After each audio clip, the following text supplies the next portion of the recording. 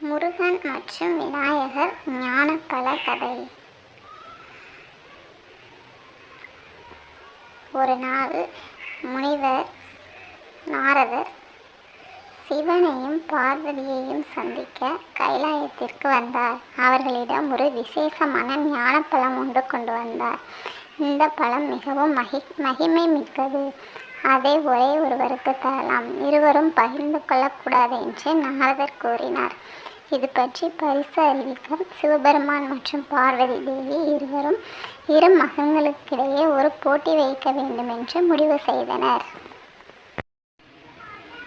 சிவனும் பார்வதியும் விநாயகர் மற்றும் முருகனை அழைத்து உங்கள் இருவரில் உலகத்தை 3 முறை சுற்றி வந்தால் அந்த பழத்தை அவனுக்கே தருவேன் என்றார்கள்.